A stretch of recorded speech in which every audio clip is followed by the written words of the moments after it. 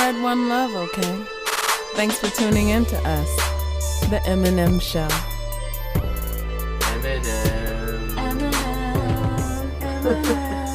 MNM Show.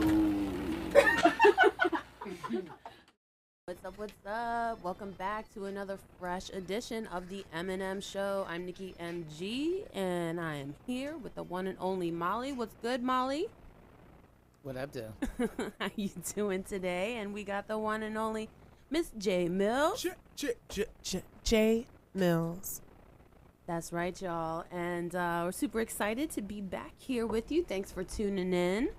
Today, we're going to be talking about startup business. All of us here are entrepreneurs at different stages, and we're all women, and we're all doing different things. So I want to talk about that and get to know y'all a little bit more, why you started and are doing what you do and how you did it and what your challenges are.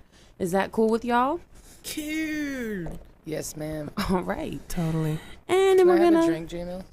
you know, we're going to have some May drinks. I have a nip of your whiskey? We're going to talk You about said drink and nip and Mills. Sorry. G-words. So sorry. getting live already. So, great. And y'all know the deal. We'll be talking about some news, some business shout outs later on, and we'll be getting metaphysical as per usual. One of my favorite parts of this show. You drinking with me, J-Mill? Don't let us interrupt you. Keep talking. Well, I didn't want to miss the Cheers. beverage enjoyment. If you're at home or in your office, go ahead and pull out that secret bottle you got in the third drawer because you know you hate your job. And join us. Join us for a drink. Yes. Cheers. Start off with a drink. We should make this a show ritual. We Just start should. off with drinks, actually. J Mills poured me a 2.5 ounce shot, Yeah. but This is my favorite liquor, as you see by the brand. It's what I drink all day, every day. DC is. DC as fuck. Oh Jesus. That was a hard F. So, you can't tell my discomfort right now. Anyway, so, yeah. Anyway, How's that feel going down, ladies? like home. Like You know what I'm home. saying? Mm-hmm. Reminds me of my childhood. All right. Good stuff. Good stuff. So, let's get into this. Let's talk about business. J Mills. Yo. Miss DC as fuck all day, every day. We'll say every day. Hashtag pass the J. Hashtag pass the J. So, you're an entrepreneur. I am. And how long have you been an entrepreneur? Oh, let my mother tell us since elementary school. Since elementary school. So what did you first start off hustling or selling or offering? I've been hustling rocks. Like, nah, I was selling candy.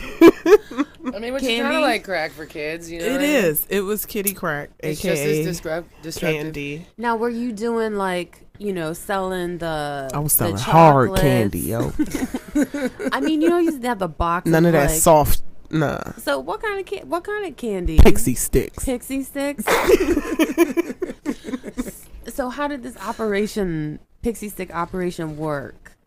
It was a steal, cause I forget how much a bag of like 100 pixie sticks were. Mm-hmm.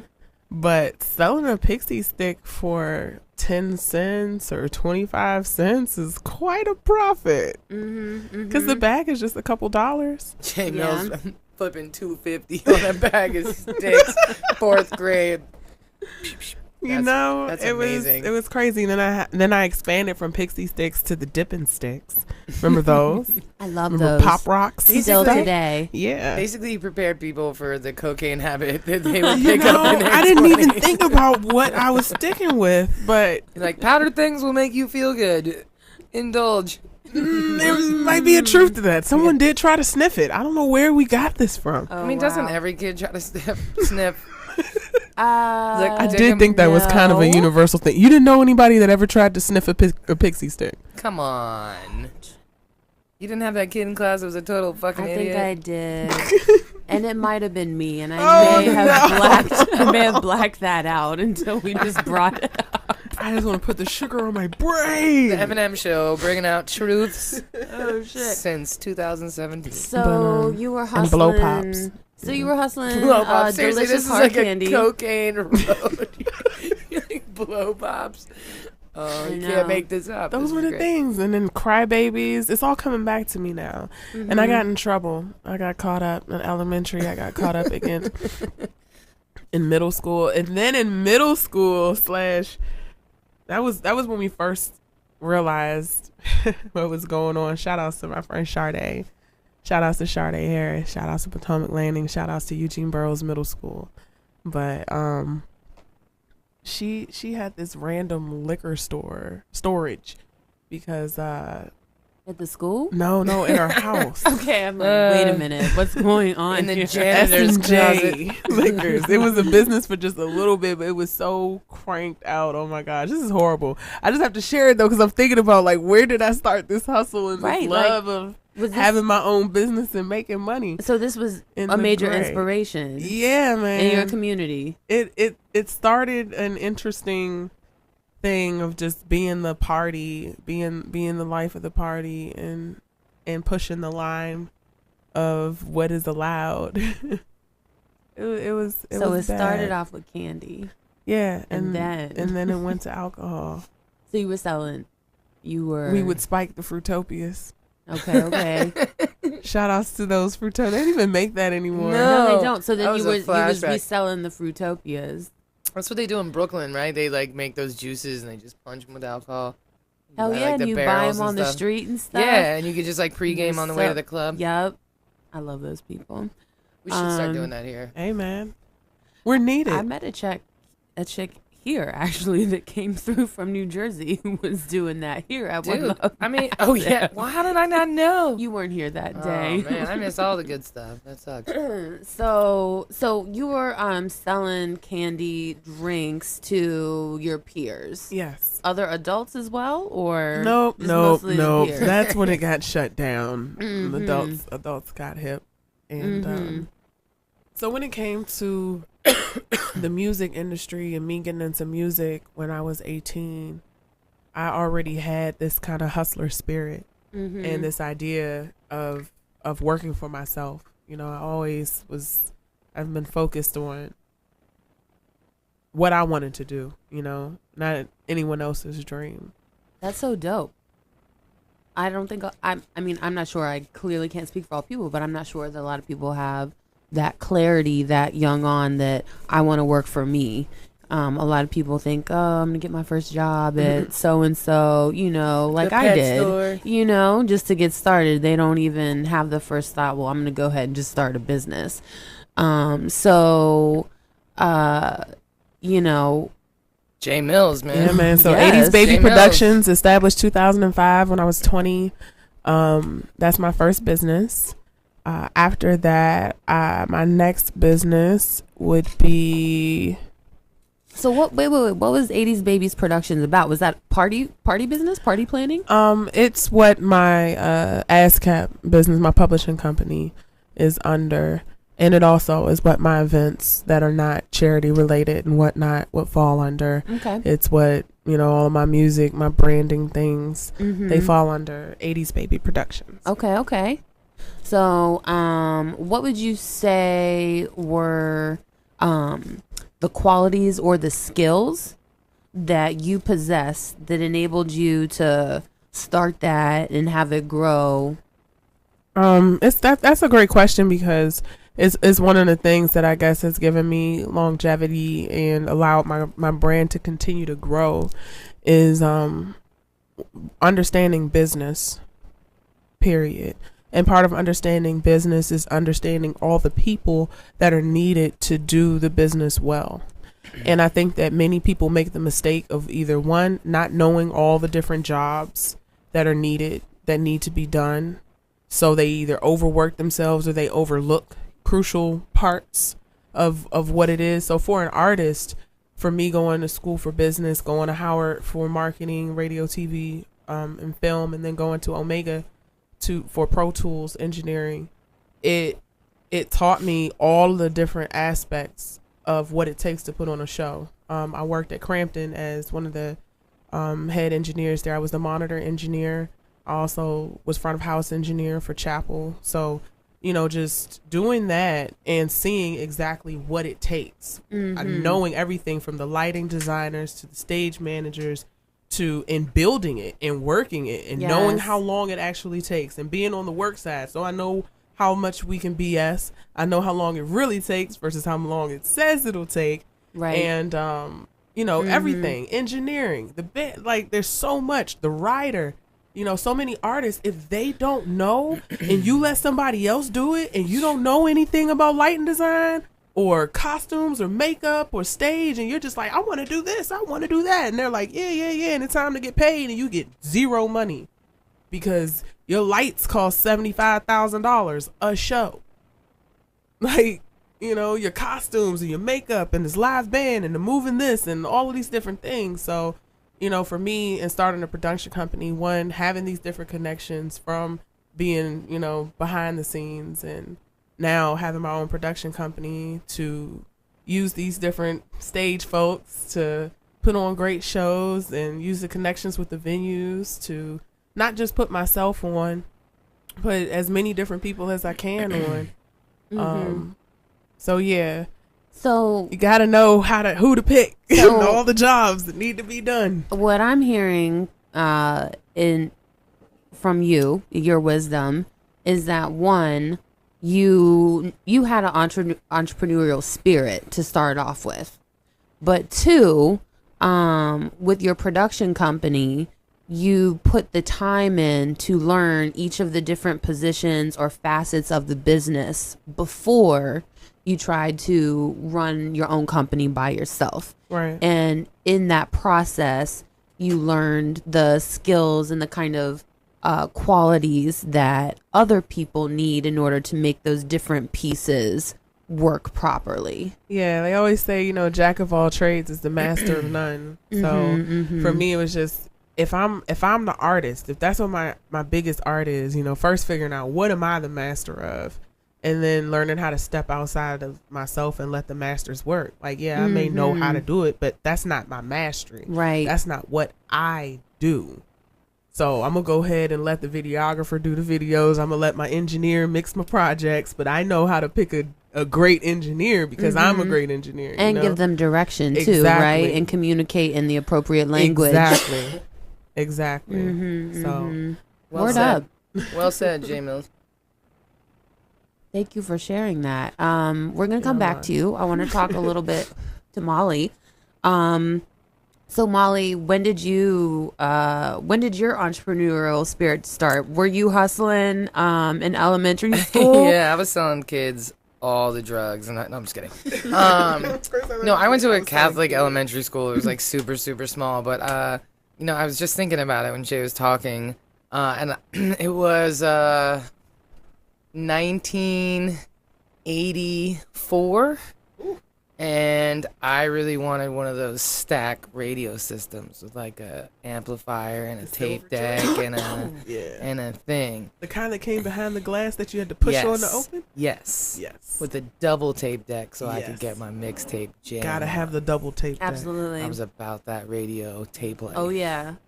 But this would give me a CD, like not CD player, but a turntable and a double tape deck and a radio player. Or radios, Your own system. Yes, and it was $250. That's a lot. At Circuit City. I was 9. Then. It was 9. I mean, that's a lot now. Oh, no, it was a rack system, and it had these 2 tall, like, tower speakers, you know? Was serious. Like, the thing was, like, 4 feet tall, and the 2 speakers that came with it were just as big. It was a contraption. And my bedroom was, like, the size of this room, you know? Them and it was still painted, work to this day, though. If your folks got one, I bet you it still plays. Yeah, things Straight were up. made better back then. Exactly. And, I was me and my sister somehow convinced me, I don't know, I got totally hoodwinked into, like, switching bedrooms with my sister and ended up with, like, a pink bedroom. So I had this, like, killer sound system in this pink bedroom. But anyway, so my parents were like, my mom was like, I'll tell you what, if you make up, like, half the money, we'll match it.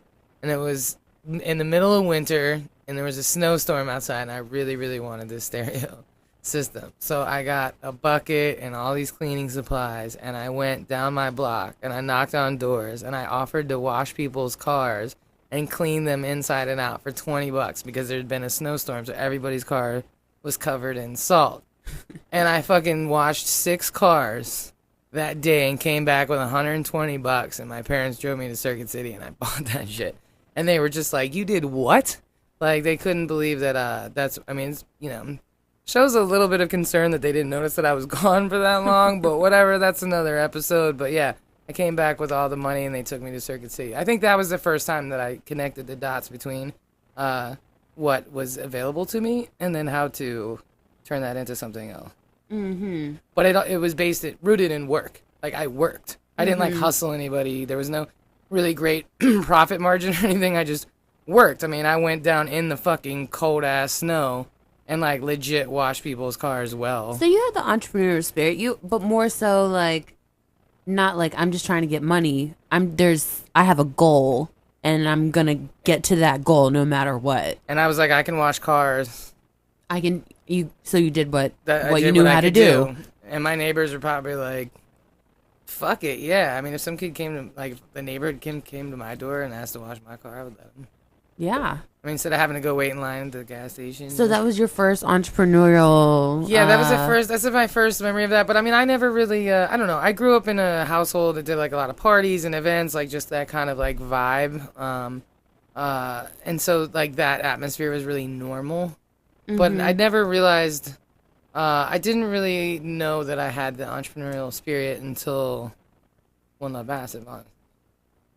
So how did you know? What did the universe tell you at that moment? I mean, I don't think it was really that. It was just like, I got into real estate finance when I was really young because I moved out at 17 and I never went back home. And so I had to have jobs that could support me. And I really enjoyed the challenge of real estate finance. I was really good at it at a very young age. Tell us more about that, because you're always talking about it, but I have no idea, like, the story of how you got into that as a 17-year-old. Like, what happened? Well, I was 19 when I got my first job, so I left home at 17. I went to college. I got accepted into college begrudgingly. I really didn't want to go. I just kind of wanted to get out of my parents' house. But as many of us do. Where'd you go? George Mason University, which was a huge mistake because it was like way too close to home, and it's not a real college, especially in 1993. It was like 20,000 kids went there, and like 2,000 of them lived on campus. So it was the weirdest on-campus experience, and my roommate never showed up. And so I missed every single one of my classes, like from Jump Street. So I had failed out before the semester was a month in. I had already I should have never gone. You know? I should have never gone. So you didn't graduate. You went for a semester or two. Yeah, no, I went for a semester, and a month before finals and a week before the check was due, I fucking dipped, and I got a job in Boston as a live-in nanny. And well, I'm also certified to be a preschool teacher. I have 500 classroom hours with special needs kids. But there wasn't Craigslist, I don't think, at the time. So how did you come across a nanny job in Boston? It was super crazy. So I got the Yellow Pages. Oh my God. Because it was 1993. It was a whole different... Dinosaur time. I mean, it was a great year for hip-hop, though. Like, we were killing it. Dude, my whole high school and, like, early college experience was full of great, amazing music. Okay. That was 89, 91, 92, 93. Stop. But I digress. No, I looked up nanny agencies and I made some phone calls out of the Yellow Pages before I went up there and landed a couple interviews because I had the credentials to be a preschool teacher, even at 18 and a month. So I graduated when I was 7. Okay. So, yeah, I went up there and I got a job up there, and I called my parents. I was like, I failed out of George Mason. I'm sorry for wasting your money. I tried to tell you for the last 6 months. And, I will no longer be a burden. And I never went back home. And so then you became a nanny. So I stayed in Boston. I was a nanny for 6 months. And then I came back. And then I got a job again as another live-in nanny. And then after that, I got a job in Tyson's Corner working at a real estate or a mortgage broker with a bunch of Persians. And it was just me and a whole group of Persians. And I was the receptionist. Yeah. You were the receptionist. I was the receptionist. Okay, because I was like, how do you go from nannying? Like, how do you make that, like, major career jump? So you started off at the entry level. At the entry level. Well, and I should also mention that I had my first spinal surgery at 19. And that definitely like knocked me down for quite a bit. So I had to like really reinvent myself. So I was willing to do whatever it took. And so I got a job as a receptionist, and I was actually living in my car in the parking garage. And so I would work until 8 o'clock at night, and everybody would go home, and I would go out and sleep in the car. And then I would go in before everybody else and wash up and, wash my face and shit, and then go into work. And so I did that I had that job for like a year or two.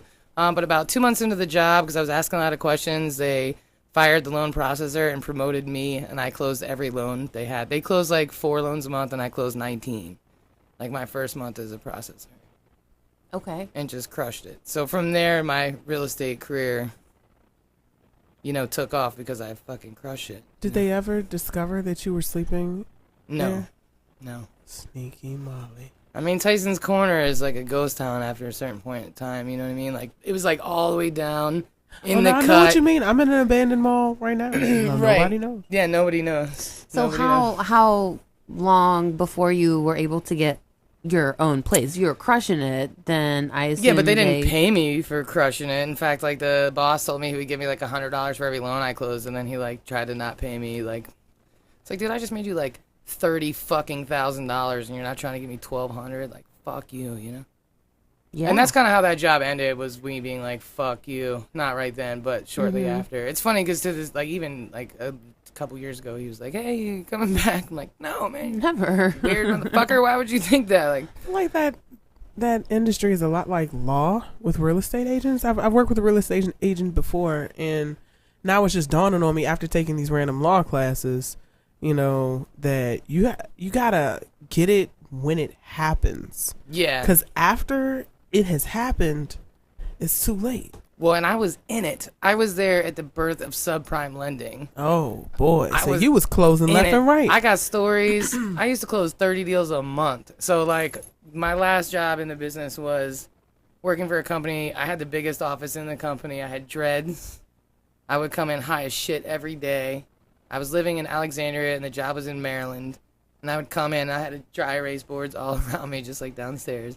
And I would, like, close 30 loans a month easily. I was making like 6 different people $30,000 a month, in the company like $240,000 a month on average. Yeah, they definitely supposed to break you off, but that They also They didn't. They paid me like $26,000 a simple a piece year. of paper. A year. When you're the one that's closing it, like, oh, before I close this loan.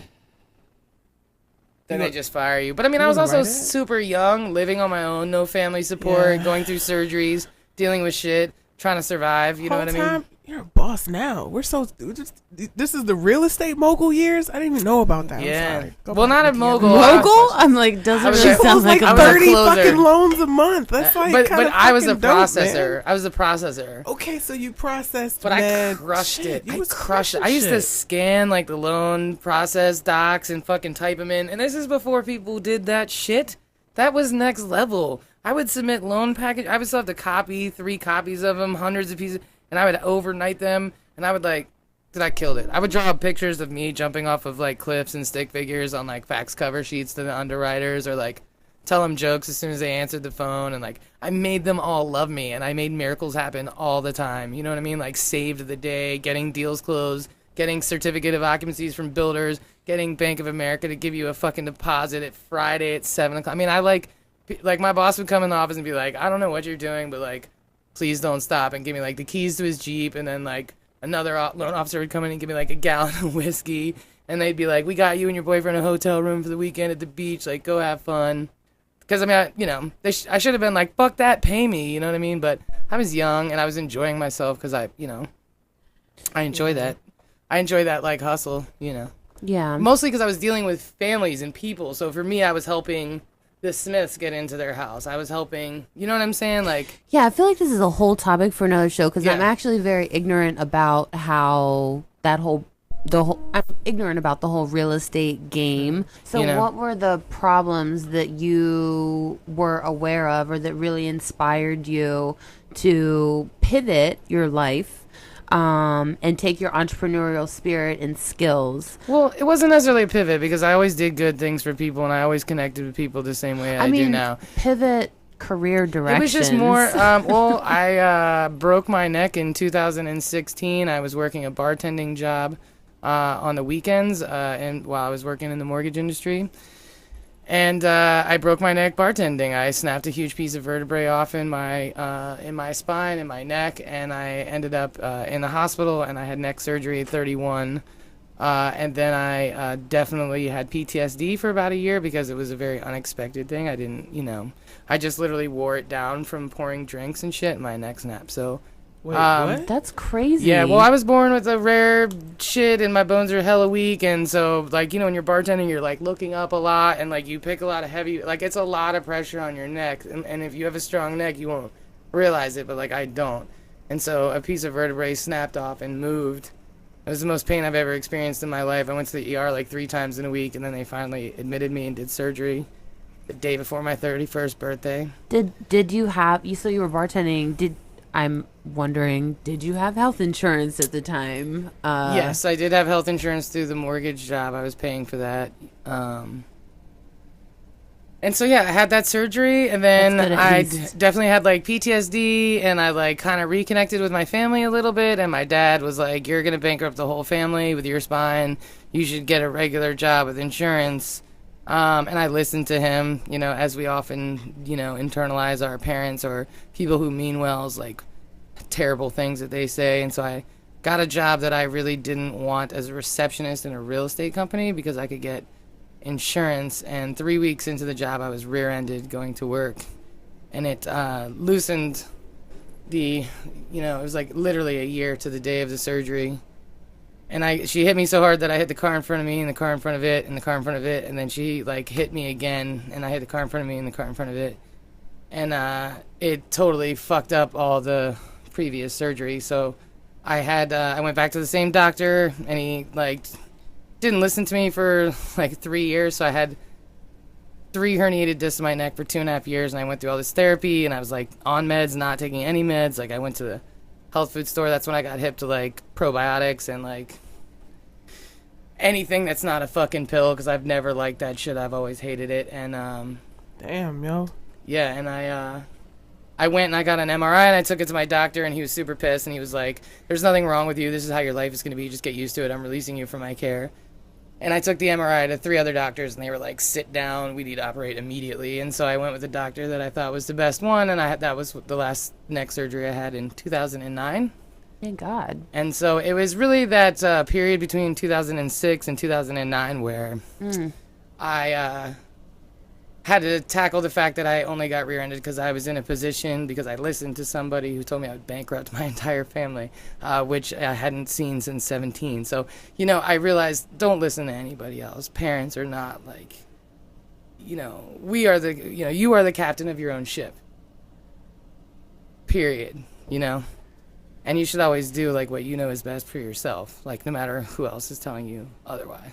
And it was after coming out. I mean, I was, didn't want to live. Every day I would wake up like, fuck, like, I can't believe I'm still here. Like, I was in so much fucking pain. I had 3 herniated discs in my neck for 2.5 years. I mean, it fucking spun me sideways, And it was coming out of that, like, I accidentally got roped into throwing this party because somebody set it up at Science Club and bailed, and it was my DJ. There. Yeah, and that's how Dropping Science at Science started, and I just kept it going, and I, like, came out of this fog, and that's when I really decided, like, you can open up the newspaper or your phone and find, like, 100 fucking things to be, like, legitimately upset about. Refugee children, fucking injustice for black people. I mean, like, I don't even want to start because I'm like, it'll overwhelm me again. But, like, there's so many things tearing us apart daily. And I felt this in 2009, And I just felt like we needed more things to bring people together. And, like, music brings people together, It's company tagline. Good music, good people, good times. One love. One love, man. One love, one heart, one destiny. Like, we are all one.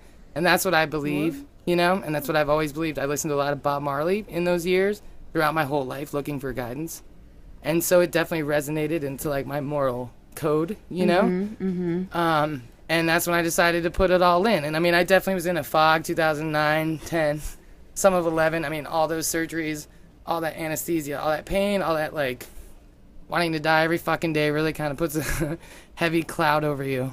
But it was through connecting with my community, doing events, getting the love and support of the community for One Love, and just like watching it blossom and grow, and then coming more out of the fog, and then taking all the things that I learned in real estate finance, which ultimately is just that anything is possible. That's what I learned in real estate finance.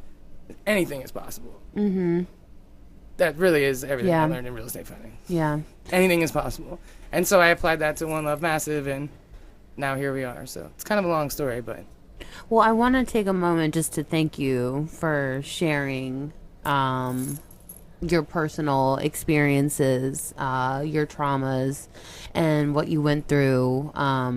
You know, part of the reason that I was excited to do this show in particular was so that we could have real conversations about what people really go through, what we're really going through, and what we've learned through it, and how we have got to this place, and how we can model how to have difficult conversations about real things, real shit. Yeah. you know, and like still be okay, because Yeah. a lot of people, I feel like there's people in my family that can't verbalize some of their pain, you know, and like being able to verbalize what we go through builds understanding, Most definitely. and having understanding creates room for love, for patience, And allies. for tolerance, for allies. Exactly. Self-love for other people. You know, I'm very open about all of my shit because, you know, people need to understand that, like, what glitters is not always gold, you know, and nobody has it easy.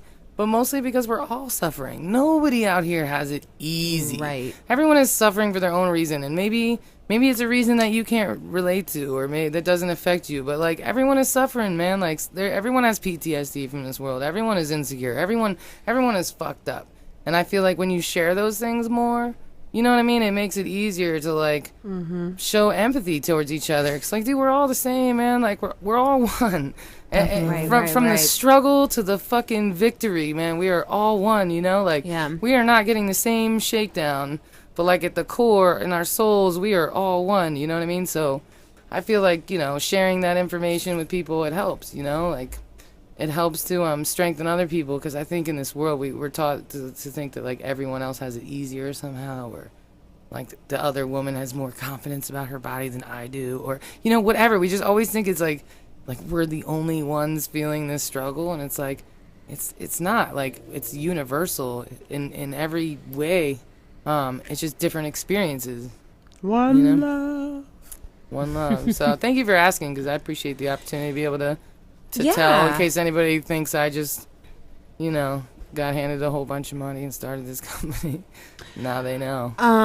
Well, the question originally was, who or what inspired you to become a business person? Pain. And so, Pain. Unadulterated pain. yeah, for you it was pain. Shout out to pain. And so for all of you who are in pain or have experienced pain and feel like that's holding you back, or preventing you from moving forward, you know, just start a business. just start a business. It'll be okay. Oh my God. No, but for real, you know, humans are incredibly resilient and powerful. And so, you know, just don't give up on yourself.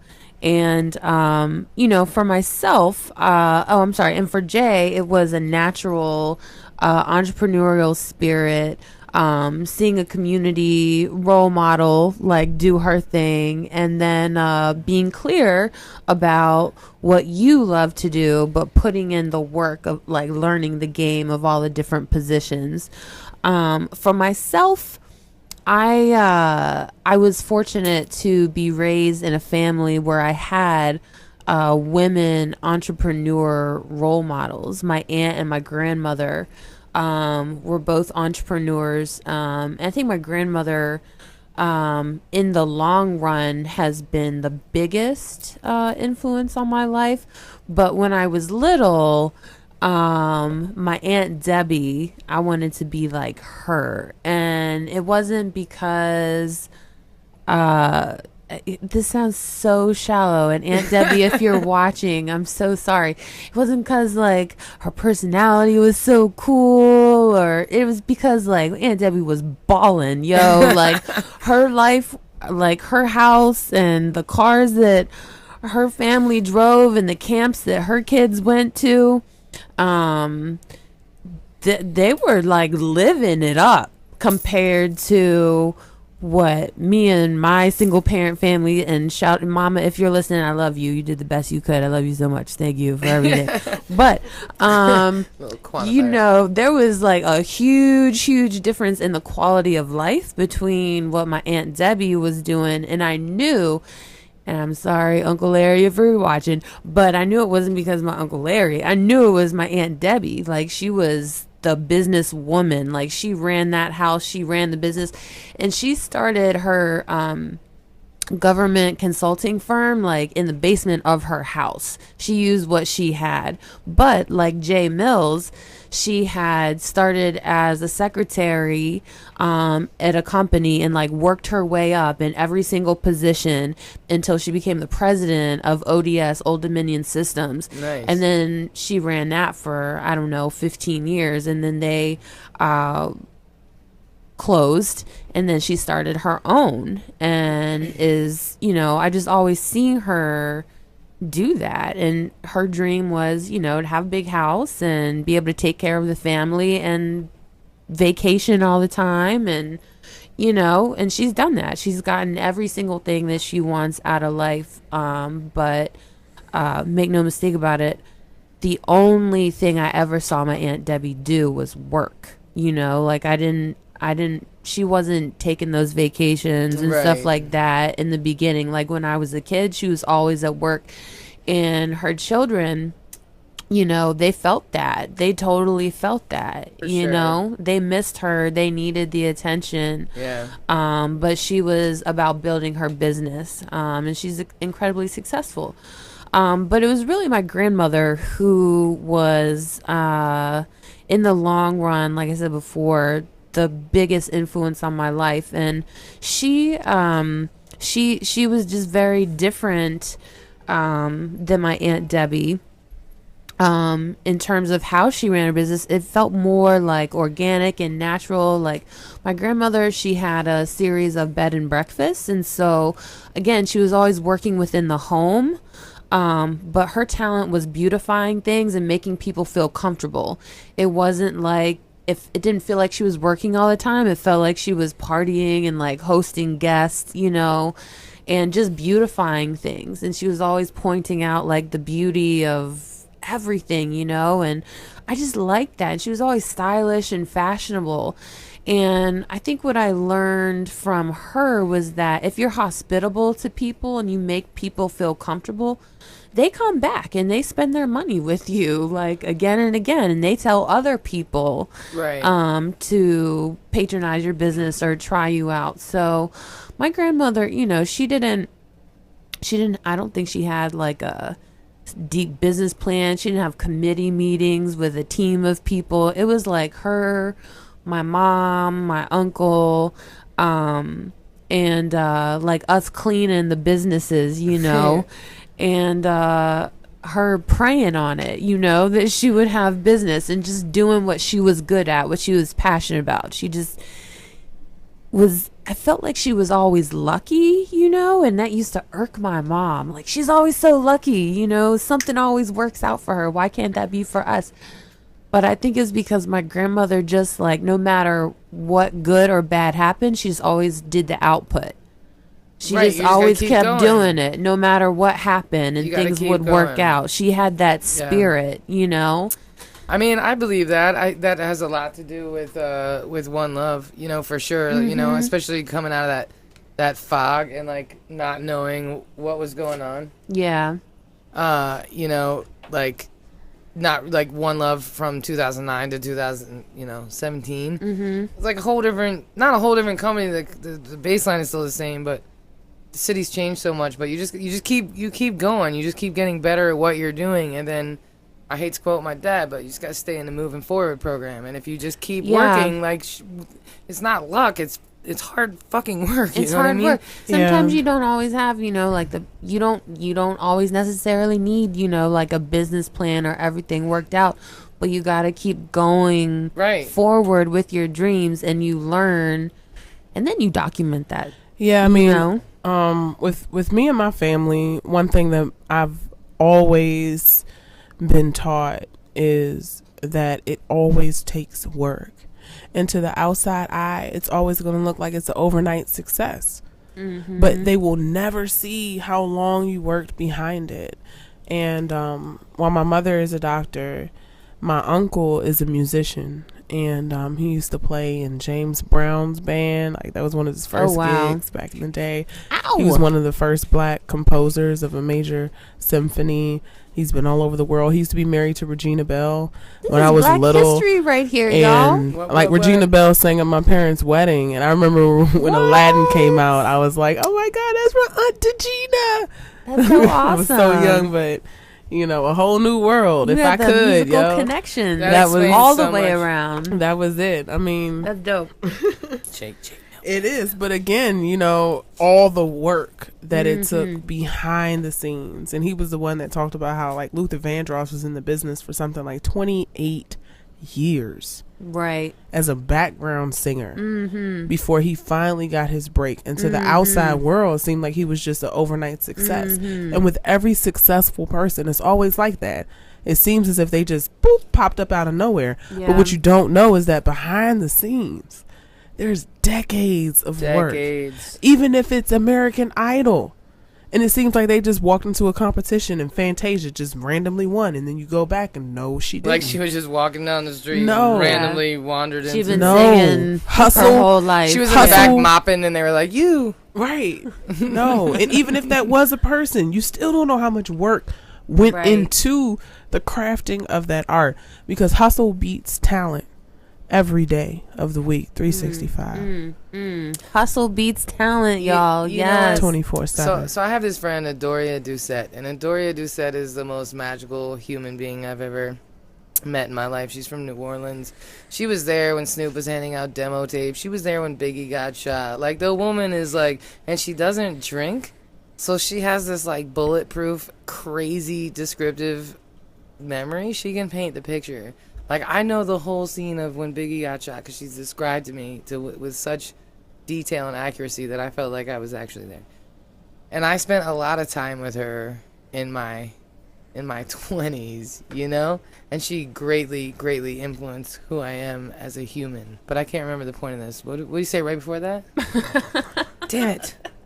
Damn it. It's always taking a bunch of time. It's not an overnight success. Indeed, but Right. I don't remember I'll remember in like a minute. It's fine. J Mills gave me like 7 ounces of DC as fuck, and I'm tongue-tied. Yes. Adoria Doucette. You're talking about how she never drank anything. Like, she Never. was so straight. Oh, I remember now. And so I spent a lot of time with her in my early 20s, or in my whole 20s, and she used to run the VIP at Platinum in DC Live. Oh, shit. And she would just drag me out and be like, Molly, this is Snoop. Molly, this is whatever, right? And so I met all these. Wait. Yeah. Snoop was at Platinum. Oh, dude, Snoop, all those guys. I don't Like, remember Yeah. Snoop being at Platinum. I was Girl. trying to be at Platinum all the time. I Girl. remember Snoop Dogg. no, in the VIP. I wasn't in the Yeah. VIP. Definitely not. Outcast, everybody you can think of. But anyway, the point of this story is I met a whole group of really famous people during that time period, and the one thing that they all had in common was not talent, but like dogged determination. Mm-hmm. If they were willing to work. Even Snoop, like, he's arguably the most famous person in the world. You go to China, fucking anywhere, people know who he is, right? He was That- at my party this past Saturday Was he? No, he wasn't. on TV. I Okay, had the yeah. GGN network on the whole time. It was dope though. It was like he was there, like he was just in the But background. he could be High like, five. Snoop is mad cool like that, dude. He's on broadcast, dude. That's the hardest working dude in that whole. Come on, man. One of our family members has a cardboard cutout of Snoop Dogg in their garage, like where they play cards and have parties and stuff. It's pretty awesome. Dude, he's actually a super nice guy. He's actually a really nice person. He is. Legitimately, I met him. I have a whole story about that, but we'll talk about that. Snoop Dogg, y'all. One day he'll be here on the MNM Show with us. He will actually. I'm Give it gonna. up for Snoop, I'm gonna man. hit him up and be like, yeah. Please Please bring Snoop Dogg on the M&M Show. Oh my God. That would be crazy. It would be amazing. It would There'd be even more weed smoke than there already even is more on the now. When he's in DC, we're gonna make it happen. Yes, if it's we on are. a Tuesday. We and might be he's able to here. get George Clinton up in here too. That would be Hey. incredible, dude. Adoria, man, Adoria Let me Doucette introduced me to a lot Let of. me not get too excited. Let's see. Let's see. I'm just trying to shout out Adoria Doucette We're for supposed to being be talking a about magical being human. entrepreneurs, y'all. I mean, Adoria. I'm getting all distracted about Snoop Listen, Dogg and George Being Clinton. an entrepreneur is crazy. I have Yeah. this line in a rap song where I say, I'm a boss, I don't call in, I call off. And I think that's the hardest part about being a boss. That when you're working for somebody, you can call in. I'm sick. I don't Sorry. feel like doing this shit. I got a cop. I'm out. I don't think that that's easy. Depending on the job you have, at the end of the day, You are life goes on. you are afraid to be fired and lose Yeah. your job a lot of times. Like shit is real. There's Like, a let's difference keep it between real. losing your job and losing your business. Yeah. Well. The Losing weight. Yeah. Losing your job, you're like, fuck yeah, I hate that job anyway. It Or seems like, oh shit, I gotta well, get another job. I'm losing gonna your apply. business. Oh, maybe I'll get unemployment I think because it they fired depends me. if It Like, depends on the You're- person. It depends Depends on on the person if you're holding down a family and what kind I'm of not way saying that losing a know. job is easy. Yeah. I'm or that taking off work. I'm just It's saying for the people easy. who are listening, it Like might be there like, are whoa, a lot whoa. of folks. No, but still, You're like, whoa. at you the need end to of the toughen up, day, buttercup. if you call said, off whoa, for your whoa. job, You need to toughen up. the I'm an work entrepreneur. I'm in your position. at the end of the day, if you call off from your job, the work is still gonna happen. They're gonna find somebody else to do your fucking job. Right. Now there are some jobs, and shout outs to anybody that has gone to a HBCU, because I know you have gone to the office of something to try to get something handled, and the one person that can do your job is at lunch, is out for the day, is unavailable. Every time. And this is also synonymous with DC government, which is also synonymous with the real government in terms of getting things Speaking done. of which, so like I submitted a thing to the city services because the sidewalk is caving in because of the rat traffic on this building. So if you go like 10 feet down from our storefront, the sidewalk's caving in. I put in a request and they were like, we got you. We will fix this. The estimated completion date is September 2019. What? Sweet. Son. There won't be a sidewalk by 2019. We're going to be living in a rat tunnel. So we were talking about challenges of being an entrepreneur. I Yes. think you were talking about challenges. All of them. And How you gotta call off important shit when you're a boss. If you can't come in, it's a whole different weight of planning a vacation or taking a sick break or even having Sleeping lunch in and or, yeah. sleeping. Like it's a completely different weight when you are the dreamer. And I was talking to a friend of mine today about how, entrepreneur life, we go back and forth wistfully thinking of the days in which we just got a dependent paycheck. Nah, fuck that. I don't ever want to go back because then they own your soul. and They you gotta- do. And I laugh and I remember why I don't do it anymore. Yeah, nah. Because But you gotta I ask do to go to the doctor. the whole idea that I know how much I'm getting paid in the day that I'm getting that money I don't like it. is cool. I don't like it because It's great for budgeting. if I'm getting a check on the same time all the time, I'm getting significantly underpaid for the work that I'm doing. That's what that means to me. I don't like it at all. That's you. For me, and the type of grind that I have, depending on people to pay what they owe or to do what they said they're going to do, to buy what I hope they're going to buy, to do all these different things. It's not as definite. I miss the definite. I miss the I'm going to get X amount of money and I know that I can budget it. All I have to do is be there and this is going to come to me. so that's a challenge. How do you deal with that reality? How do you continue doing the work? I recall that this is my dream and that I used to spend that time working for somebody else's dream. And I can either spend my life making somebody else's dreams come true, or I can spend my life making my own dreams come true. That's really what led to my creation of the Green Life and Good Greenery Consultants and Green Maidens LLC, and those are my and Mighty Jamaica, signing on in contract to partnership with that company. But as an artist, if you're gonna dream, if you're gonna be a dreamer, you gotta understand certain things. And I want to say a quick shout out to oh my goodness, The Alchemist, Paulo Coelho. I may be saying his name, but it sounded good, wrong. so I'm cool with it. Paolo. Somebody knows it for real. You threw a little extra salt I'm on not that. familiar. Paulo Coelho. You've never read The Alchemist. No, If I you haven't. are a person who dreams with your eyes open, if you have ever dreamed at all, realize you are in the minority if you are a dreamer, okay? If you dream, if you want something, if you have ideas of greater than what you see before your eyes, The Alchemist is the book for you. It's very short. It's under 200 pages long. It might be under 150 pages long. It is very, very short. So you recommend? I've recommended aspiring presidents entrepreneurs to have read. this? If you Google The Alchemist, you'll see a list of almost every celebrity you can name that has read this book. It's like the Prayer of Jabez. But The Alchemist is the allegory of the walk that any dreamer will have upon their journey. It starts off with the beginner's luck that you have when you first set a path for your dream. It's going to be easy at first. It's going to be like, oh shit, yes, the universe, this is right. I was right to quit my job. I was right to do XYZ because this happened and I met this person and da-da-da-da-da. Yes, I knew this was right. But immediately after that, it's going to come back like, how bad do you want it? Right, brick wall. How long can you wait for it? Mm-hmm. How hard will you work for it? How many people you not willing to listen to? Exactly. How many people you willing to tune out? Exactly.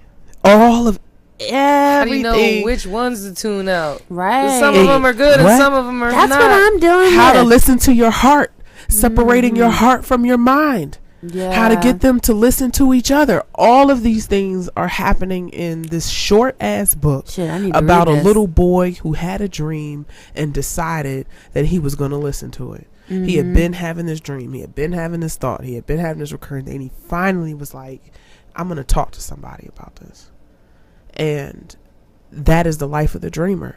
Such it is. It will start in your mind. It will haunt your dreams, your thoughts, and your everything. It will permeate everything inside you until you have to tell somebody like, yo, I got this idea. I got this dream. I got this thing, you know? And from that point on, I mean, again, The Alchemist, I highly, highly, highly recommend. It's up there with the Bible in terms of books that have changed my life. Slightly more accurate, I'd like to add. I would definitely say that as well without anyone thinking that I'm being blasphemous, but because of its conciseness, because it is so short and it still is so long. Do you have a I have it copy? on my phone. Oh, so I can just download it. We can download it. You on can the phone? download it from the it's internet. And if available. you have, I'm getting just it get right the now. book. You Yeah. could probably just speak into the I air. have it on I my wanna read The phone. Alchemist, I and have it'll read show up. this book so many times. I know quotes like, this book is crazy. I mean, I've But- heard of it, certainly. If we're going to talk about entrepreneurship, then that is talking about living on your dreams. Because first thing you got to know, and they say that in the book, is that everybody doesn't dream. Everybody doesn't dream. Everybody doesn't dream. They don't. Some people go to sleep. Nothing happens. They just wake up. Well, no, and I mean, and dream is defined by a lot of things. Well, like, yeah. like I know for me, like for One Love, I mean, I traveled across the country going to see live music. I went to a lot of events. In the back of my mind, I was like, I feel like this could be done better, you know? So it wasn't always necessarily about a dream for me, but just like That is a dream. recognizing Seeing Or a vision. what is not here, because necessity is the mother of invention. Yeah. You see a need, but other people don't see the need. Yeah. Well, that's Many people accept the need. Exactly. They just exactly. like, that's the way it is. few are the one who says, hey, why is this like this? Yeah, and I tell people all the time, it's like, if you ever think about throwing a music festival, you're kind of fucked, because like most people don't ever think about that. I you do. know? But like I'm talking about like 100,000, like, you know what I'm saying? Like whatever it is you might think about, right? Not everyone, like you said, not everyone dreams. It's the same thing. Like plenty of people love fashion, would never think to open their own bit. Like not everybody thinks the same way. And it's like being an artist. If you can sing or you have a talent, like you're low-key kind of fucked, because you're obligated to the universe to share that gift. And then you have to struggle between staying away out of the way of your own ego and your own insecurity to deliver that gift. It's a blessing and a curse to be an artist. Like you're an artist. You're an alien, Jay Mills. I am. I know you are. I know you are. Then I love aliens. So this is not a thing. This is the utmost compliment I could ever give anyone. Is Thank that you're you. an alien. I'm not offended No, at all. and I know you are not, pleased. because you are an alien. You are a magical fucking human being Thank is not like you. anyone else I have ever met. And you have acknowledged your gift. You know what I'm saying? And you have made it work for you. But a lot of artists are tormented by that, and I feel for them. I can't sing. I know what my gift is, and I do that. And I'm tormented by my own gift, right?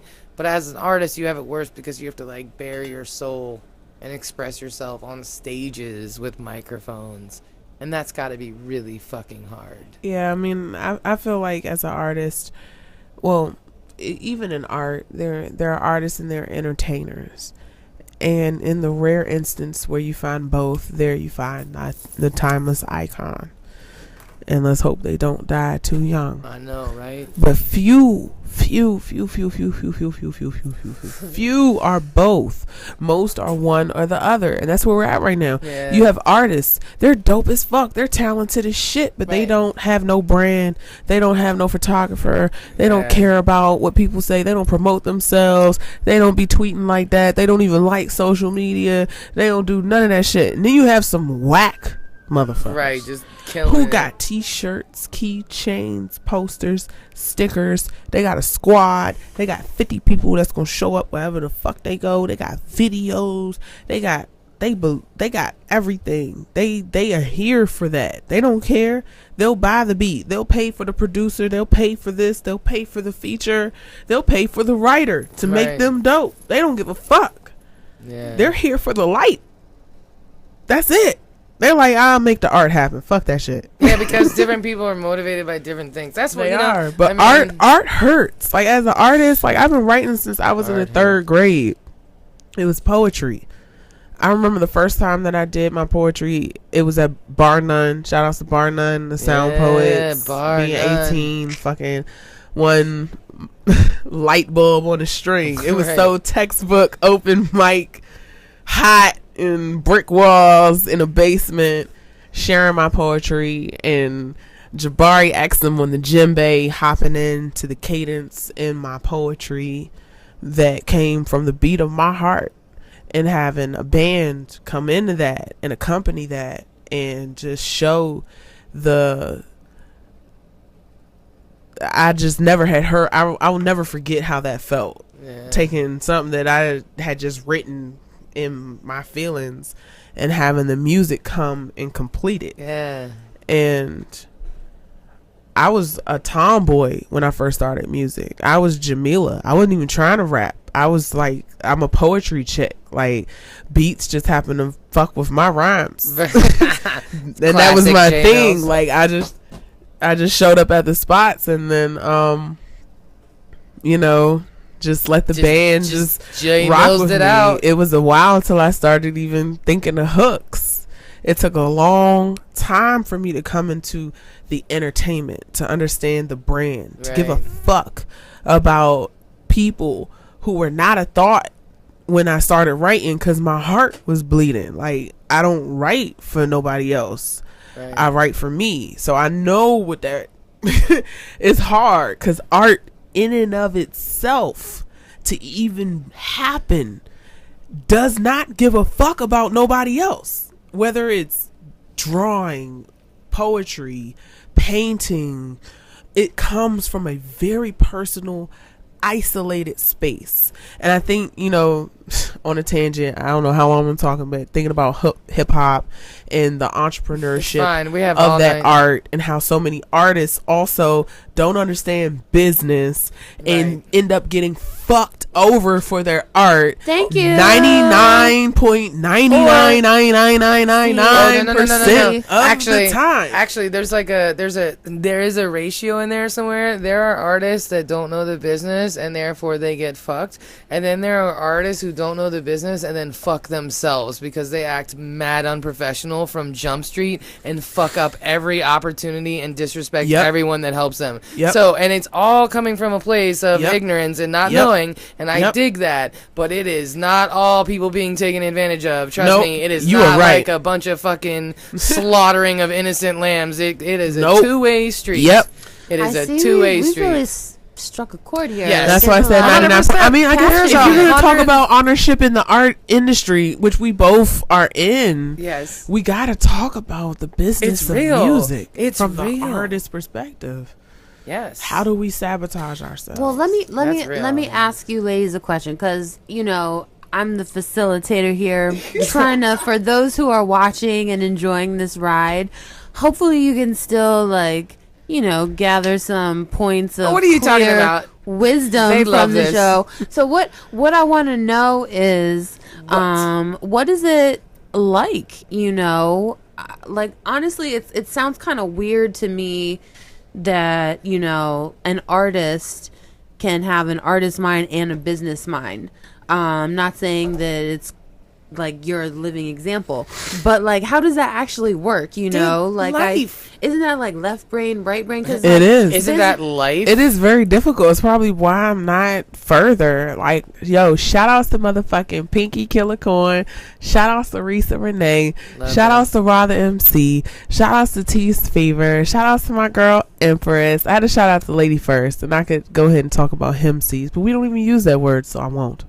are they all These are all business entrepreneurs as well? they're as all really great artists. artists Yeah. That I are know they're amazing, and they artists have great business people Yes. around them. around And I'm not them. saying that they're not good in business, because clearly, because they know how to choose good people who are in business, that means they are smart to the business. But I'm shouting them out because they are really dived into their art. And I sometimes feel like that may be the sacrifice that I've made in choosing to focus on the business. Like, I love how Pinky just wakes up Pinky, and every time you see her, she's Pinky. And how with these artists I love that Pinky. dive into the entertainer, the Prince, the Michael Jackson, the Beyoncés, when you really, really, truly can dive into the artistry and the business, man, you got yourself some serious, amazing But here's the shit thing. right So there. how do Here's you the thing. balance that? That's on a human level, because look, like, no one has the right and left brain of their lives worked out, right?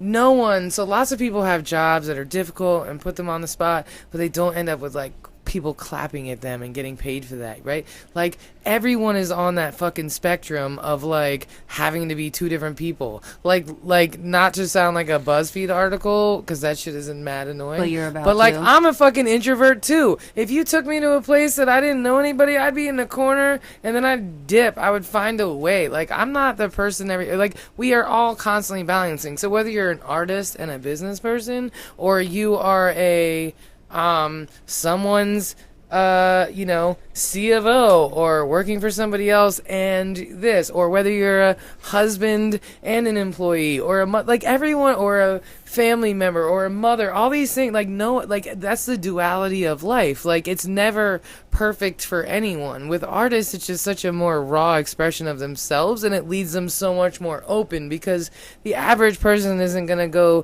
through the McDonald's drive-thru or get an insurance quote and then at the end be like, I really didn't like the way you did that. But like, with artists, people feel compelled to be like, I didn't like your set, or I didn't like that song, or I did like that song. So it's a lot of like public judging and you're really putting yourself out there. But at the end of the day, everyone is dealing with that duality of life and trying to be things that they're not comfortable being. You know what I mean? Like, you could be really good at business but suck at relationships on any level. You could be a great mom but a terrible friend. You know what I mean? Like, that's the reality of life. And I feel like while it's important to acknowledge that with artists, it's also important to not dwell on that and use that as like an Achilles heel, because at the end of the day, you know, like, you can be both. You can be just knowledgeable enough about business to be okay, because no matter what in your life, you should never just go blindly into being like, you should always have some awareness of what's going on. You should always, whether it's in love or in business or anything. Well, if I may pull out a gem of what you just said there. There were many gems, but one in particular for us, for young people especially, who are aspiring entrepreneurs or, you know, want to have independence of your own life. You're going to have to do things and learn things that are uncomfortable. Right. And everyone does. Yeah. And, Indeed. you know, this is something. It's a survival skill. This is, yes. And this is something that I think is really, really important. Especially for young people right now. And I say this because I recently had, you know, my nephew, and he's 15, and, you know, he's a millennial, and I love millennials, but, you know, he just doesn't, he wants to be an entertainer. He wants to be a rapper or a football player. Do very ambitious things, but I want to support his dreams in doing that. I'm not going to be the person that tells him not to do it, but he doesn't like to do things that are uncomfortable or that are hard to like learn, you know? Yeah. And so I think it's just so critical, whether it's in becoming the business owner or just in life in general. You know, those of us who manifest our dreams are the people that are able to do and learn what's uncomfortable or overcome what's difficult. Which essentially we're all doing every single day, right? Like, we're all trying to do better, absorb this world on a like global level and be uncomfortable, but still persevere and still be the best person that we can be. For me, I hate administration. I mean, I don't like documenting receipts and you know, like entering things in a timely fashion in QuickBooks, you know. Nobody but does. I know it's like so critical and important to be able to make sound financial decisions, to do those things, you know. So my advice to I think this is something that Jay, like you had brought up with some of the other artists you shout out with. If it's, you know, you got to learn those things. You got to at least learn them and be aware. But if it's something that you're just like, you know, this is not where I shine, then surround yourself with the people who are good at that and, you know, rely on them. Build out a team of people that you can, that are happy helping you out and share your vision and maybe not even necessarily a team, but like the friends in your life or influences, right? Like I did, who knew? Because I thought you guys knew each other when I like reached out to both of you, you know, about this. Well, actually, I think I posted and you had both responded, but low-key, I really just wanted to do the podcast with you two anyway. I didn't know her then. And I didn't realize that you guys didn't know each other, and I think it's awesome, and I super value like our time together every week, and I always feel more grounded and better about life in general. It really, really helps. So yeah, take you know. I love you too. Although yes, I love us, but this isn't like running a business together necessarily. I'm talking about for like entrepreneurs and stuff. And I don't know, you know, just because dismiss our friendship She like did. that. She's like, that's all cool. But I no, but didn't. that's I like, even what I was recognized talking it. about. I recognized it, and then that I hurts, pivoted. Nikki. That hurts. I'm sorry. That hurts, I you know? recognized. I I recognized. teared up a little bit and shit. Well, I mean, because Never it again. made got me all think, in you know, her like feelings. sometimes doing business with friends is good. Other times is not so good. But you know, I'm just saying, like, going out there and forging new, like, create the universe you want to live in. You know what I mean? Create the universe you want to live in. I mean, business with friends is like fucking a friend. In fact, business and fucking is just the same. Really. There's a lot of fucking going Can on. you expand? This analogy is not my own. It was given to me by one of my most influential business mentors. And I don't want to do him injustice by saying it wrong.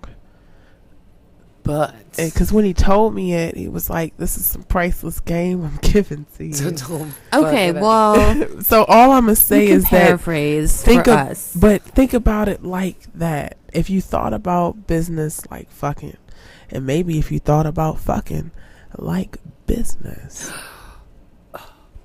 Whoa now. Yeah. I just don't. Whoa. I'm not there. I'm not we just there. got deep right there. Maybe we should be there because it's the same thing. I'm not there. I'm It's with the it. same. Teach me, J. Mills. I don't get it. Teach me, J. Mills. Does anyone else not get it?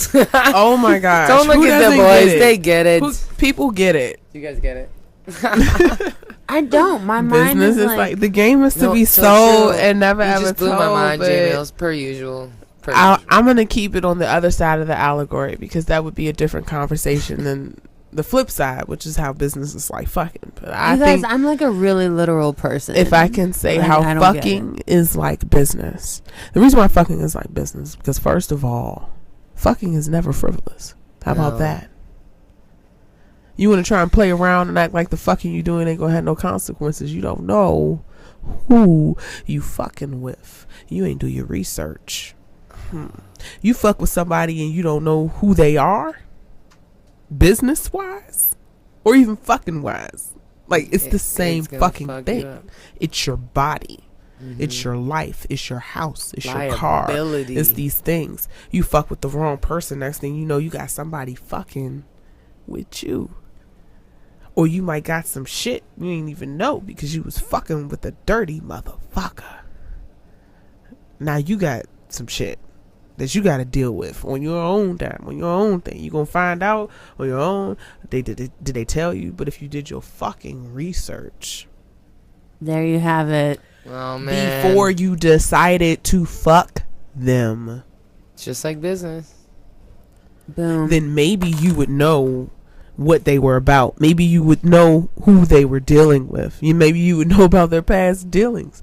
Maybe you would even know if they were clean, if they had any shit going on.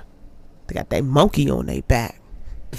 I guess, I mean, this all makes really, really clear sense. Yeah. Before, I had thought more of it as like more of a marriage, but That's the type of relationship you can have it's- once you realize who you fucking with, right? What? Maybe it's a hoe. well, yeah. Maybe you realize after you do your research, Well, sometimes there's no way I can forever engage myself with this entity. Exactly. But what I will do, because hoes are fun. Hoes have their place. If you want to, you can fuck with a hoe. You can be like, you know what, bitch? I'm about to have fun with you tonight. I'm about to, use you because you be real known in these streets or whatever. You a little hot junk. You know what I'm saying? I'm going to fuck with you. I don't know about I'm that. going to fuck I with don't you know for this about little any junk of that. right here. You going to get me a little hot in the streets, but I can't fucking wife you, bitch, because you too hot. Oh, my God. I don't J. know who Mills. you be fucking Oh, with. shit. Hey, hoes have their place. That's all I'm saying. I love how You the know- blonde just brings all the sass. Isn't the blondes have more fun? The No, right you to know, the this top. is This is business, but this is fucking. But No, fucking is business. It's true, but this is actually something I was thinking about the other day. Like the use of the word hoe and bitch and queen, and like, where do I stand on the spectrum? You know, because in my mind, in my heart, like I want every woman to be a queen. They're not. I really do. They're not. I really do. I try to. I'm like every I woman. wish Every they woman were. has dignity. Yes, they do. They do. But yeah, then sometimes, Some bitch have no couth. sometimes, They couthless. sometimes it's hard to defend. You know. They couthless. Who can find a virtuous woman for her price is far above rubies. Is one of my favorite passages favorite From the passages Bible? in the Bible, because have that a that favorite right there passage. lays out a couple things. You know, who can find a virtuous woman? Starts off saying that every motherfucker can't find her. So who, first of all, who's even looking for her? Who among you can even find a virtuous woman? That's the first declaration right there, that as a good woman, you got to understand. One, everybody ain't looking for you. Okay. So then, for her price is far above rubies. They don't even set a price on her because she's priceless. That just lets you know that she's worth more than however much you have. So basically, in the Bible, it's saying there's a few virtuous queens and everyone else is a hoe. It says beware of the immoral woman, but it tells you that more time and time again. Like, we've talked about this on a whole other thing. Oh my gosh, I'm not even trying to get that I metaphysical know this is another right now. show talk. Like, what? OMG, This is women another are show. goddesses. Do you have a good witch or a bad witch? Yeah, this is another show topic. Queen 50-50. versus hoes. Like, what does Understand it all mean? that it is two different things. We Because need how to would talk you even about know this. a good one if you have never seen a bad one? That's what happens with men. They will have a good one and dog her ass the fuck out because they don't Yeah. even know what they got. Then they be like, bad bitch, fucked up bitch, bad bitch, trifle bitch. Oh shit, damn, I had a good one. And she was real good. She ain't never, they trying to call her, but you done fucked her up. I just feel so Now she conflicted bad. about all of this. It's horrible. I just You're like married. watching- Why would you feel whatever you already... Because I'm in solidarity with women. You're in married. You're not in general. solidarity with women. Well, Once you yeah, join the don't married touch crew, my husband. exactly. But You have a husband. but I'm saying And you have amazing purple. There are those lipstick with on. husbands, Go and there are ahead. those without. But we It's need like to talk the about this. We need to talk Binomial about this. nomenclature among women. We You come know- in Jay breeds. Mills breaking it all the way down. It's a fact. It's a horrible fact. Like, men are complexly simple. Women are simply complex. Ooh, It's like cats and fucking dogs. And if you've had a dog, you know you could train a dog. If you had a cat, you know you better get a good cat. Because if you get a wild cat, you just better get another cat.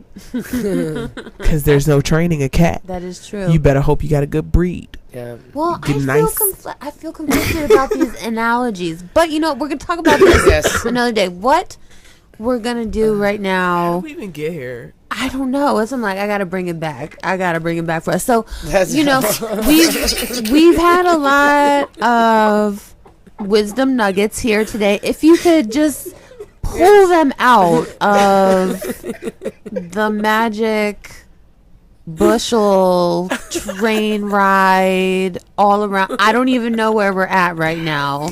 Outer space. We got here though. We did have some Take it back. nuggets though. We- Okay? Women. Women. We did have some nuggets. We We said. had All some women aren't nuggets. good. No, that All is people not. don't dream. I mean, those are nuggets, but those are not the wisdom nuggets that I wanted to bring out. So, for real, wisdom nuggets. Okay, wisdom nuggets. Yes. Entrepreneurial spirit, you can have it at any age, anytime. Don't ever let anyone tell you you're too young or old to get your entrepreneurial hustle on. Wisdom nugget number Wait, one. hold on. At 1A, be really comfortable with failure.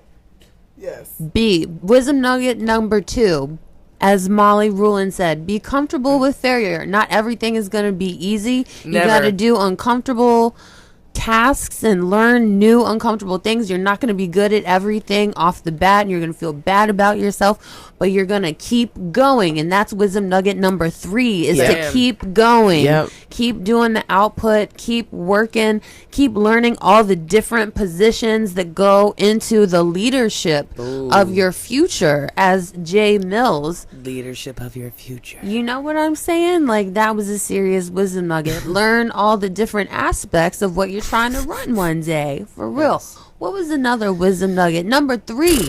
Number 4 or I was 5 about to that say, we're on. Not I all think women we're on are 4A. 4A. 4A. This one is really important, folks. 4A. Fuck it. 4A is now number 5. This is serious. executive decision making. Executive decision. This is serious, you guys. I'm serious. In your life, you're going to go through some good shit and some real bad shit. Yes. And when you go through the real bad shit, you got to keep moving forward. Yes. Yes. You have to know that there is another side of that. Word to the Alchemist by Paulo Coelho. And you have to keep going. We had an emotional moment here with Molly telling us about what she went through with all of her surgeries back to back to back. And she